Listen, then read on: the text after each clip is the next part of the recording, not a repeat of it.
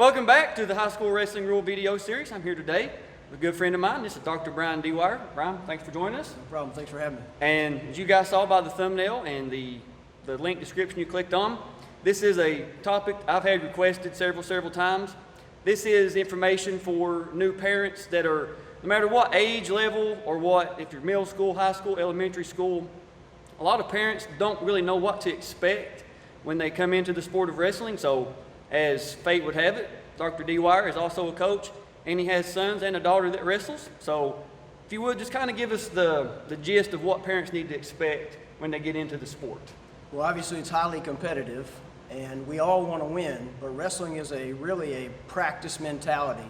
The more you practice, the more you do it, the better you get. The more years you're in it, the better you get. So if you expect to win right off the bat, you're going to be let down. And if you make it fun for the kids before they get wore out because you're putting so much pressure for them to win, you'll find out you'll have a really good child in wrestling with patience. That's excellent advice. Another one too, Coach, something too that I guess your livelihood is you're a chiropractor. You're also very knowledgeable with health. Another thing too, if you would speak a little bit about weight cutting, because I know that's another subject that gets brought up to me, is my kid weighs 107 pounds, but the coach wants him to cut down to 98 pounds.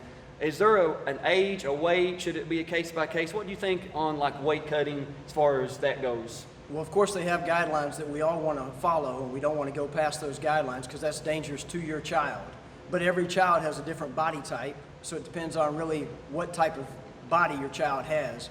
On a side note to that though, cutting weight is very mentally tough.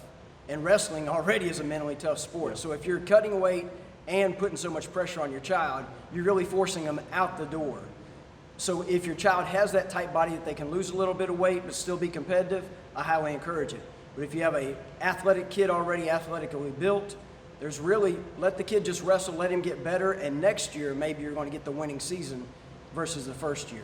Now, when it comes to wrestling gear, we all know the kids want the best. They want the brand names, which I'm not sponsored by anybody, and if you don't, you're missing out, sponsors. I'm just telling you. You know, I've contacted you, but you're missing out on this series. But just speak a little bit about, do you think parents should go out and invest $5,000 in their kid off the first year? That wouldn't be a wise choice in my opinion, but it really depends on your kid likes the sport. I see a lot of parents devote a lot of money and a lot of time, and then the kid just quits within a year or two, and there you're left with all kinds of gear. So definitely I would get him what he or she needs as far as headgear, shoes, and whatever singlet or fight short you choose. But I really wouldn't go too crazy on everything yet. Just let him get used to the sport. That is something I'm glad Dr. DeWire said that. You know, there are two options now. There is the traditional singlet and also the compression shirt with the fight short or shorts designed for wrestling. Just make sure that if your school doesn't provide, which most schools do, or clubs, but if they don't, just make sure that they're a color that is consistent with your school or your travel team or your club. That way there's no discrepancies when you go to a meet.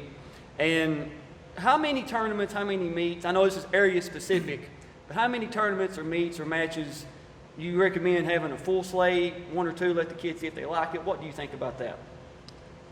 To really judge where your kid is going to like it, if they can get into practice and practice be fun, and then you take them to the tournament because tournament builds pressure, and then pressure on top of trying to win, because we all like to win, makes it a sticky situation. So if you see your child not doing well in the first couple tournaments, you may just want to practice a little bit more till they get technique down a little bit better. And then after that, you can take them to more tournaments. Wrestling can be all year round, or it can be just seasonal, depending on your child. Of course, wrestling can be an expensive sport too, so it just depends on your budget too. All right, I think that about wraps it up. Again, thanks for coming on with me. Thank you. And as always, we'll see you guys on the mats. Good luck.